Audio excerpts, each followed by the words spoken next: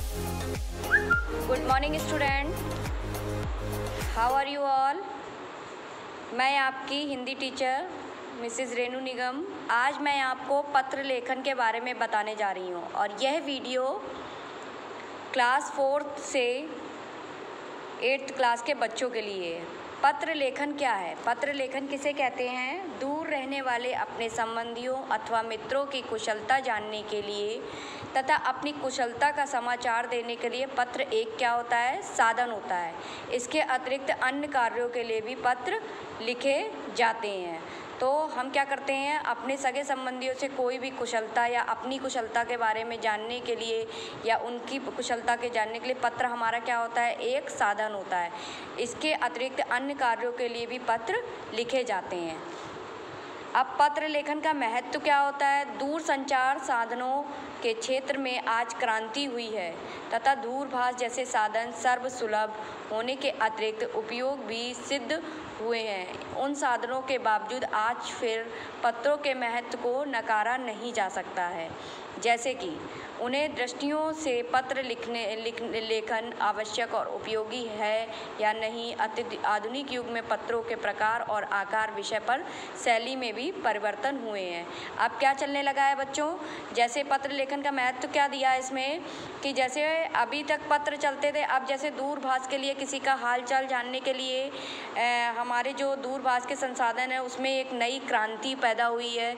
वो क्रांति क्या है? जैसे अब हम लोग क्या कर सकते हैं, पत्र का चलन अभी भी चल रहा है लेकिन कम हो गया है।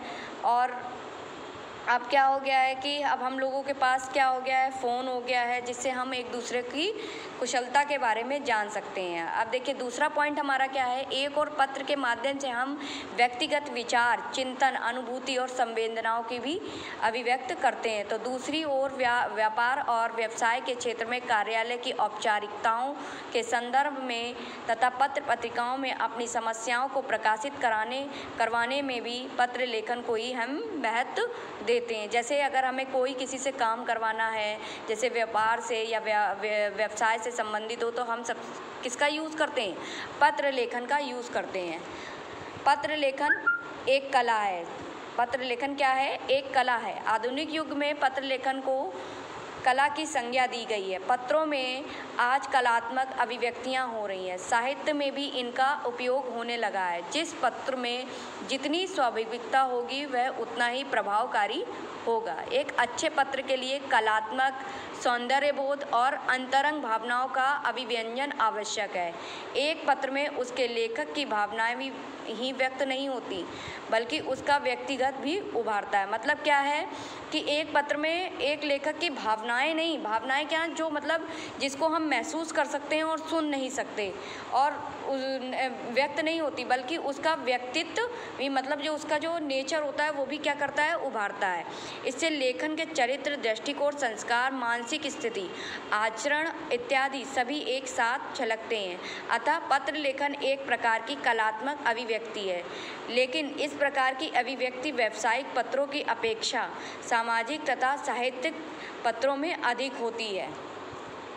अब पत्रों के प्रकार, पत्रों के दो प्रकार होते हैं। जैसे पत्रों का विषय वस्तु व शैली के आधार पर दो वर्गों में वर्गीकृत कर सकते हैं। वर्गीकृत क्या बांटा जाता है? एक होता है औपचारिक पत्र और दूसरा क्या होता है? अनौपचारिक पत्र। अब देखिए औपचारिक पत्र क्या होता है? औपचारिक पत्र वे पत्र होते हैं जो सरकारी, अर्ध सरकारी और गैर सरकारी संदर्भों में औपचारिक स्तर पर भेजे जाने वाले पत्रों को औपचारिक पत्र कहते हैं। इनमें व्यावसायिक, कार्यालयी और सामान्य जीवन व्यवहार के संदर्भ में लिखे जाने पत्रों को शामिल किया जाता है। इन पत्रों में संक्षिप्तता, स्पष्टता और स्वतःपूर्णता की अपेक्षा रहती है। औपचारिक पत्रों के अंतर्गत दो पत्र आते हैं। जैसे पहला क्या है हमारा?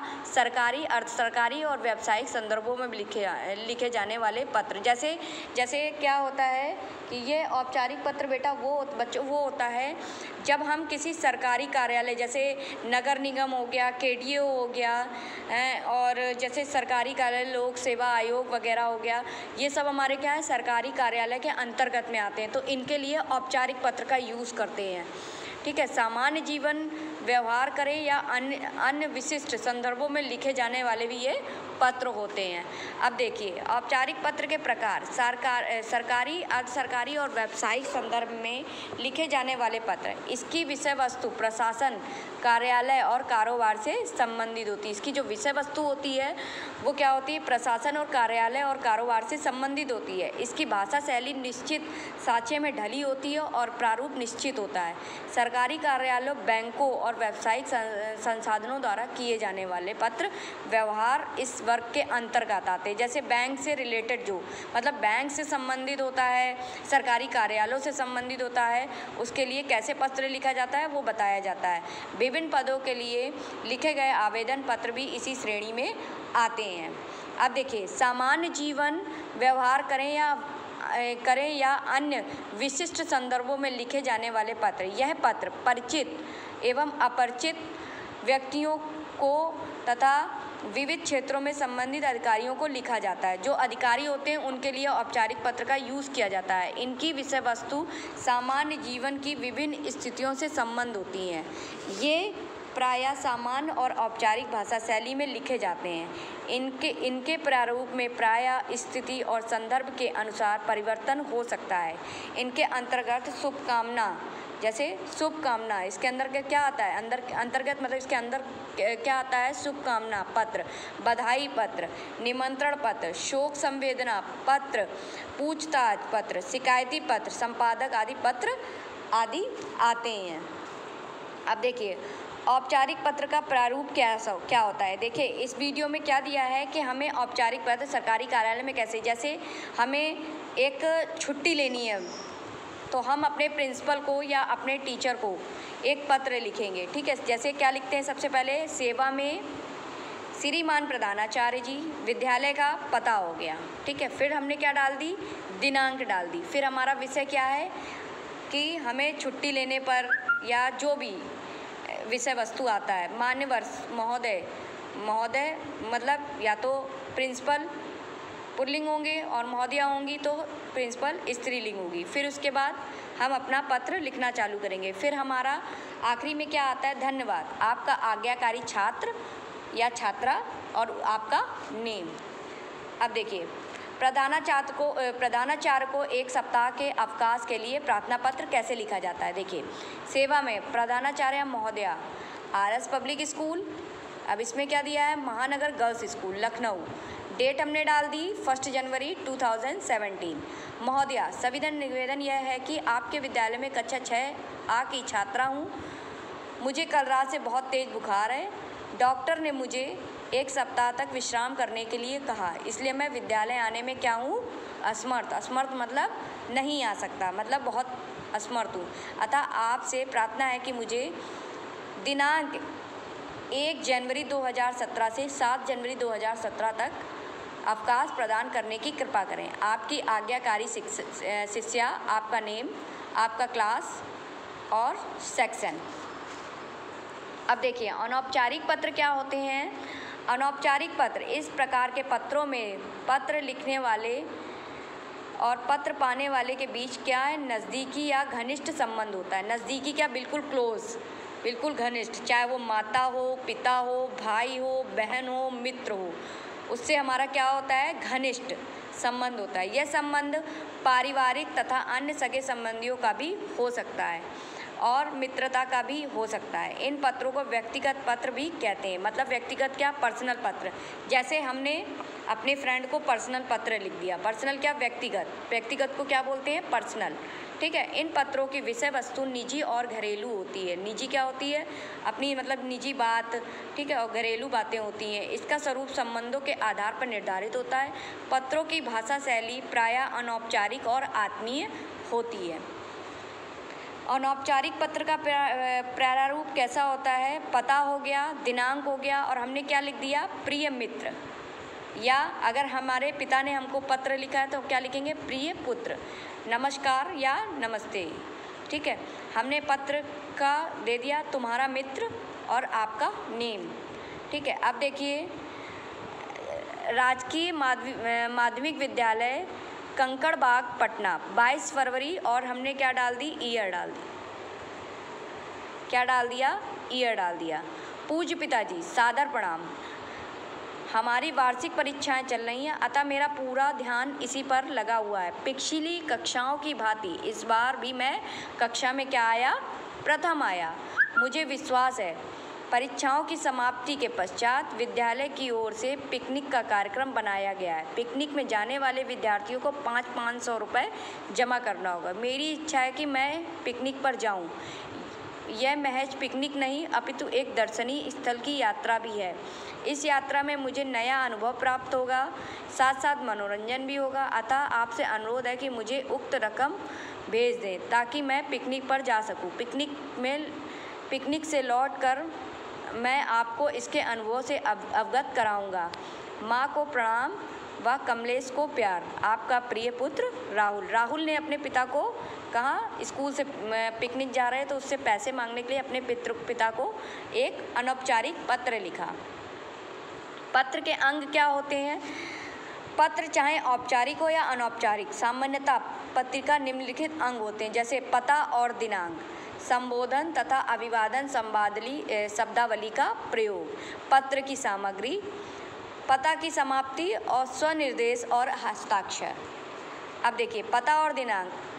पत्र के बाईं ओर और कोने में पत्र लेखक का पता लिखा जाता है और नीचे तिथि दी जाती है। संबोधन तथा अभिवादन, जब हम किसी को पत्र लिखना शुरू करते हैं तो उस व्यक्ति के लिए किसी न किसी संबोधन शब्द का प्रयोग किया जाता है, जैसे पूज्य, श्रद्धेय / प्रिय, प्रियवर, मान्यवर, प्रिय संबोधन का प्रयोग निम्नलिखित स्थितियों में किया जाता है: अपने से छोटों के लिए, अपने बराबर वालों के लिए, घनिष्ठ व्यक्तियों के लिए। औपचारिकता स्थिति में मान्यवर, प्रिय महोदय, महोदया, प्रिय श्री, श्रीमती, सुश्री, नाम तथा उपनाम, प्रिय नाम जी आदि। अनौपचारिक पत्रों में महोदया संबोधन शब्द के बाद अल्प विराम का प्रयोग नहीं किया जाता है, क्योंकि अगली पंक्ति में हमें अभिवादन के लिए कोई शब्द नहीं देना होता है। औपचारिक पत्रों में अपने से बड़े के लिए नमस्कार, नमस्ते, प्रणाम जैसे अभिवादनों का प्रयोग होता है। जब स्नेह, शुभाशीष, आशीर्वाद जैसे अभिवादनों का प्रयोग होता है तो मात्र संबोधन देखते ही हम समझ जाते हैं कि संबोधित व्यक्ति लिखने वाले में से आयु में क्या है? छोटा होता है। अनौपचारिक पत्र में इस प्रकार के अभिवादन की आवश्यकता नहीं रहती है। पत्र में वक्तव्य के पूर्व नंबर 1 संबोधन, नंबर 2 अभिवादन और वक्तव्य के अंतर्गत में नंबर 3 अभिनिवेदन का संबंध के आधार पर अलग अलग ढंग से होता है। इनके रूप इस प्रकार हैं, जैसे पिता ने पुत्र को लिखा तो पिता ने पुत्र को क्या लिखा? प्रिय अनिल। आखिरी में क्या लिखा? शुभ आशीर्वाद, तुम्हारा शुभाकांक्षी। आप देखो, पुत्र पिता, पूज्य पिता, सादर प्रणाम। अभिनिवेदन हम क्या कर रहे हैं? आपका स्नेह कांक्षी। अब माता ने पुत्र को लिखा प्रिय पुत्र। अभिवादन हमारा क्या हो गया? शुभाशीष हो गया। और अभिनिवेदन हमारा क्या हो गया? तुम्हारी शुभाकांक्षी। अब देखिए, पुरुष ने स्त्री को पत्र लिखा, कुमारी कमला जी। ठीक। अब देखिए, अभिवादन शब्द लिखने के बाद पूर्ण विराम अवश्य लगाना चाहिए, जैसे पूज्य भाई साहब, तो हमारा ये क्या हो गया? पूर्ण विराम। ठीक है। सादर प्रणाम, फिर लगाएंगे क्या? पूर्ण विराम। विवेक, प्रिय विवेक, पूर्ण विराम। प्रसन्न रहो, फिर पूर्ण विराम। पत्र सामग्री के लिए क्या आवश्यकता है? पत्र अभिवादन के बाद ही पत्र सामग्री देनी होती है। पत्र के माध्यम से जो हम कहना चाहते हैं या कहने जा रहे होते हैं वही पत्र की सामग्री कहलाती है। पत्र की समाप्ति, स्वनिर्देश और हस्ताक्षर। अनौपचारिक पत्र के अंत में लिखने वाले और पाने वाले की आयु, अवस्था तथा गौरव गरिमा के अनुरूप स्वनिर्देश बदल जाते हैं, जैसे तुम्हारा, आपका, स्नेही, आपका, आज्ञाकारी, शुभचिंतक आदि। औपचारिक पत्रों का अंत प्रायः निर्धारित स्वनिर्देश द्वारा होता है, जैसे यथा, भवदीय, आपका, शुभेक्षु आदि। प्रभावशाली पत्र कैसे लिखे जाते हैं? पहला, पत्र का लेख सुंदर, शुद्ध और सुवाच्य हो। दूसरा, पत्र की भाषा सरल, वाक्य छोटे और संदिग्ध हो। तीसरा, पत्र के विषय को अलग अलग अनुच्छेद में लिख सकते हैं। चौथा, विषय की पुनरावृत्ति कभी ना करें। पांचवा, औपचारिकता को अधिक विस्तार ना दें। छठवां, आवश्यकता बातों को प्राथमिकता देकर पहले लिखें। सातवां, पत्र में कभी कठिन भाषा या अपशब्दों का प्रयोग नहीं करना चाहिए। धन्यवाद बच्चों। आप लोग ये वीडियो प्लीज़ ज़रूर देखिएगा और सब्सक्राइब करिएगा।